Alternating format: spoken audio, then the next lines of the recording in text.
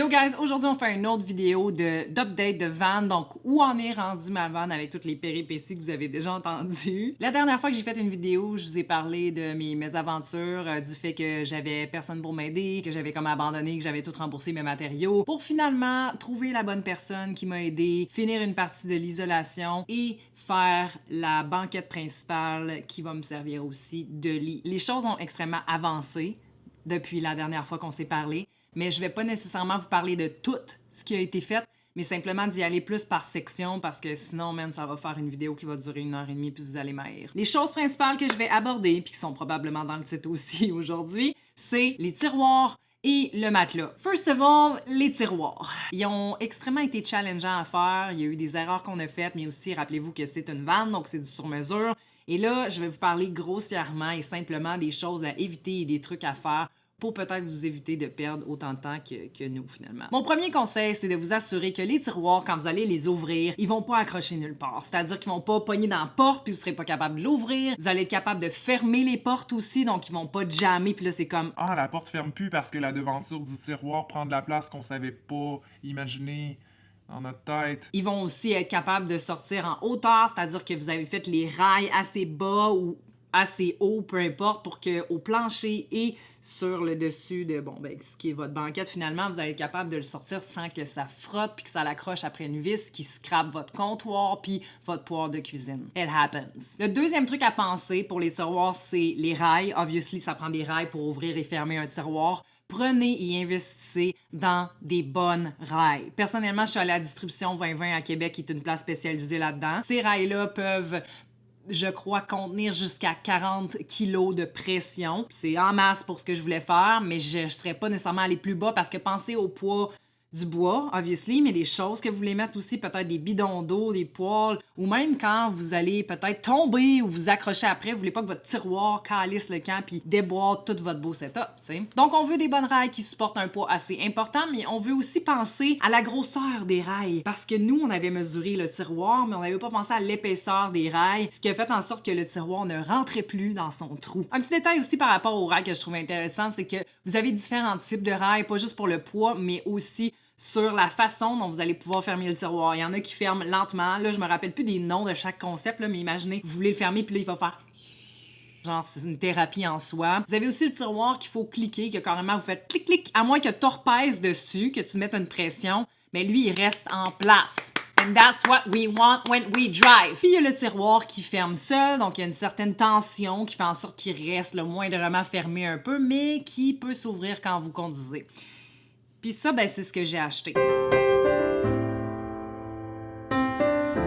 On pensait que la tension du rail serait assez importante pour que le tiroir reste fermé, mais ce qu'on a oublié, c'est que c'est un auto. C'est pas droit, ça roule, ça vire. C'est pas comme dans une cuisine que quand tu le fermes, il reste fermé. Fait qu'on a dû installer des loquets supplémentaires, des aimants, des shit, tout dépendant de comment le tiroir était fait pour faire en sorte que ça ferme. Et c'est pas encore optimal. Il y a des tiroirs qui, même avec le loquet, continuent d'ouvrir. Puis quoi de pire qu'un tiroir plein qui ouvre puis qui slappe contre ton mur pendant que tu conduis? La troisième chose, et la dernière pour les tiroirs que je vous conseillerais, c'est d'investir premièrement dans du bon bois qui est solide, qui va pas nécessairement bouger avec le temps, qui prend pas l'humidité, mais aussi de le vernir, de le traiter pour faire en sorte que l'eau ne va pas affecter la qualité, la forme de votre bois. Personnellement, en plus d'avoir pris du plaqué d'érable, qui est quand même un bon bois solide, qui va bien traverser le temps, j'ai aussi verni avec un vernis-mat parce que j'aime vraiment le fini du bois naturel. Et en plus de ça, je suis allée mettre un fond de plastique qu'on peut acheter au Ikea, qui est vraiment fait pour mettre dans le fond d'armoire et tout ça, puis des tiroirs pour que les choses ne bougent pas, mais aussi pour que le fond de tiroir, lui, ne soit pas constamment humide, mouillé, etc. En plus des tiroirs standards, on a fait un rangement au-dessus de la tête des sièges avant. Christian a pris 2 planches, une qui a mis par-dessus le rangement qu'il y avait déjà, et il a rajouté une autre planche par-dessus. Fait que ça fait comme un effet escalier un peu. Pourquoi? Parce que le char est pas droit puis qu'on pouvait pas mettre juste une longue planche, parce qu'il y avait carrément un angle dans le véhicule qu'il fallait monter une coche de plus si on voulait que ça fasse beau puis que ça suit le feutre qu'il y a déjà au plafond. Puis c'est ça, c'est la seule solution qu'on a trouvée. Fait qu'il a mis des équerres aussi sur cette planche-là. Puis là, tout est comme pogné en pain ensemble dans le frame du véhicule. C'est solide, ça reste là. La chose qui est un petit peu moins simple, c'est de faire la porte en avant. Parce qu'au départ, Christian voulait faire une porte complète, Mais moi, j'avais des besoins de mettre un pôle à rideau qui était accroché de chaque côté, donc il fallait que la porte soit plus au milieu. C'était pas hyper simple de faire ça sur mesure, faire en sorte que les deux côtés fit avec la porte, puis j'ai pas vraiment de trucs à part, genre, prenez un carton pour couper vraiment la forme de votre véhicule avant de couper des planches de bois puis de tout scraper. On a mis des pentures piano qui sont hyper minces pour que ça soit super flush avec le plafond. La seule chose qui manque à ce rangement-là, c'est des genres de pentures, des genres d'équerre qui font en sorte que quand j'ouvre la porte, elle me tombe pas tout le temps dessus, que je suis pas tout le temps en train d'essayer de pogner de quoi. Peut-être que je vais mettre une corde au plafond avec un petit crochet, mais on dirait que toutes les guédis m'énervent parce que je veux pas qu'il y ait rien qui brasse dans mon char. Puis j'ai pas trouvé la réponse ou la solution optimale. Fait que si vous avez des idées par rapport à mon setup là, que je vous mets dans l'écran, ben please help. La porte, elle, est clenchée avec des petits aimants. Donc c'est un truc à armoire là, qu'on peut acheter. C'est des petits aimants qui clippent. Fait que quand vous fermez la porte, ben elle clippe avec les aimants.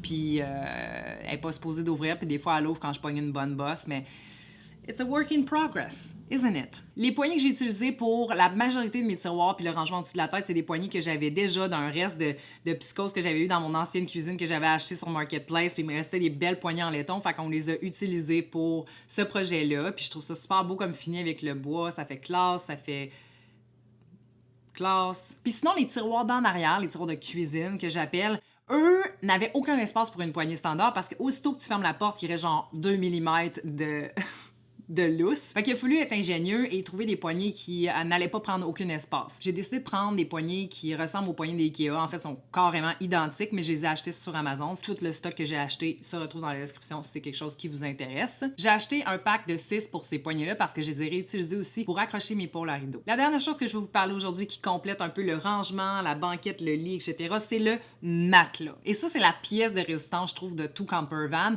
Puis il y en a beaucoup, je trouve, qui investissent pas assez dans leur sommeil, tu sais, dans leur confort. Puis moi, perso, je suis pas capable de faire de compromis vraiment dans la vie. Fait que je voulais le confort, je voulais aussi que ça fitte dans la vanne, que ça soit pas trop épais, que ça prenne pas trop de hauteur. Et après des jours de recherche sur Amazon, j'ai trouvé mon matelas parfait. Vous dire à quel point je love ce matelas-là, c'est ne pas lui rendre justice encore. Il y a une couche de mousse mémoire sur le dessus qui t'apporte un confort comme si t'étais sur un nuage, en plus d'avoir une grosse couche de mousse dure qui ne s'affaisse pas, fait que t'as pas le cul à terre quand t'es dedans. Étonnamment, c'est malade, comme si t'étais vraiment dans un matelas de lit standard. Il fait 5 pouces d'épais. Pas 4 ou 3 pour te sentir le cul à terre, mais pas non plus un genre de 6, 8, 9 qui te fait perdre énormément d'espace, de hauteur quand tu veux être assis sur un genre de divan ou assis sur ton lit sans toucher le plafond. Il vient dans pas mal toutes les grandeurs, je pense, dans le simple, dans le double, dans le queen, dans le king. Et si toutefois vous suivez le lien dans la description que je vais laisser, sachez que des fois il est out of stock, mais il revient vite on stock. Fait que vous pouvez juste le suivre puis attendre qu'il revienne on stock pour le commander. Le mien m'a coûté 172$ plus les taxes, ce qui est vraiment pas cher parce qu'il est livré chez vous. Puis j'ai jamais vu de matelas aussi pas cher de ma vie puis être autant confort. Ce que j'ai fait en gros, c'est que j'ai simplement pris les mesures de mon véhicule et je me suis rendu compte que moi c'était un matelas double que ça me prenait. Puis on a coupé une petite affaire en largeur pour être sûr qu'il soit bien fit avec les murs puis tout ça fini. Ensuite de ça, on l'a séparé en 3. Parce que moi, j'ai 2 banquettes plus un trou où j'étire les lattes, puis c'est là que je mets le matelas supplémentaire. Ce matelas-là me sert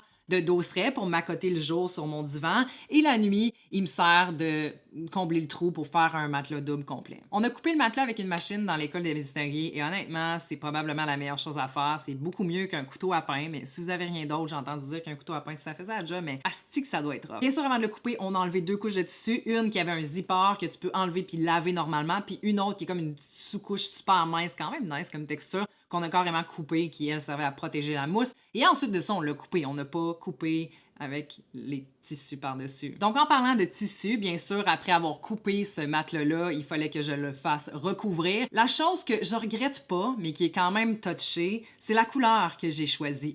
J'ai choisi de prendre un tissu qui est comme un peu un genre de suédé, si on veut, beige. Elle est déjà sale, honnêtement, puis ce que je me suis rendu compte, c'est quand j'essaie de la laver, ça s'étend, ça fait de la marche, je capote.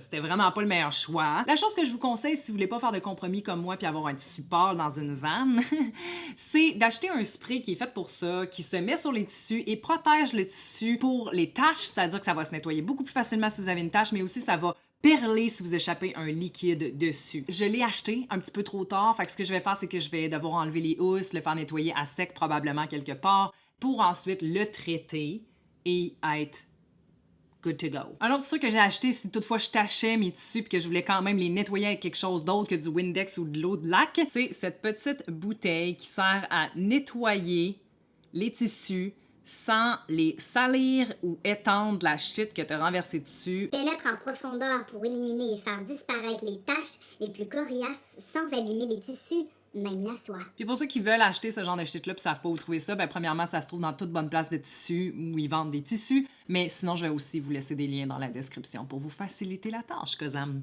like that. I'm such a good person. Pour ce qui est de la job de couture, j'aurais pu le faire avec ma mère. On aurait pu faire des genres de poches qui auraient été autour du matelas, mais je voulais que ça soit vraiment tête, vraiment bien fait par une pro qui fait juste de ça. Parce qu'il y a quand même un zipper aussi, puis ça, il faut que ça soit vraiment cousu d'une façon particulière. Fait que j'ai fait faire ça par une pro qui fait que ça. C'est une couturière à Stoneham qui est super fine, elle est à son compte. Je vais vous laisser ses coordonnées dans la description aussi parce que j'ai vraiment eu un bon service. Ça coûte pas cher, puis elle est spécialisée dans les coussins de RV, de mini-maison, elle en fait à tonnes. Puis si vous avez jamais acheté de tissu, ben, je vous dirais de faire comme dans n'importe quoi quand vous construisez quelque chose, quand vous désirez avoir du matériel pour faire un projet quelconque. Achetez-en plus que pas assez. Mesurez la mesure de votre épaisseur, longueur, largeur. Demandez à votre couturière, OK, toi, tu vois ça comment? Ça prendrait combien de mètres ou de verges carrés? Vous pouvez aller acheter votre tissu vous-même. Puis des fois, les couturières comme elle que je vous recommande, elle a aussi des choix de tissus déjà. Moi, je préférais trouver le mien puis attendre une journée où il tombe en spécial. Je l'ai payé à 50 puis ça m'a quand même coûté 100$.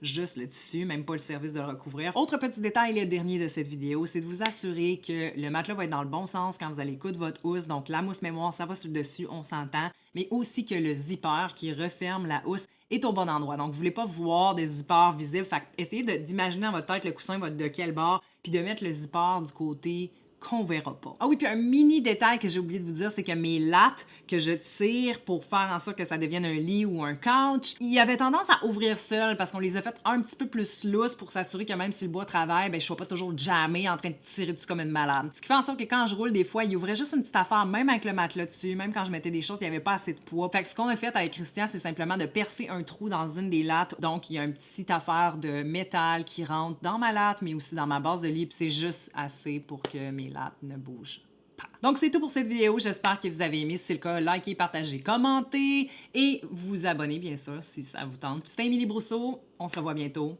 Namaste guys!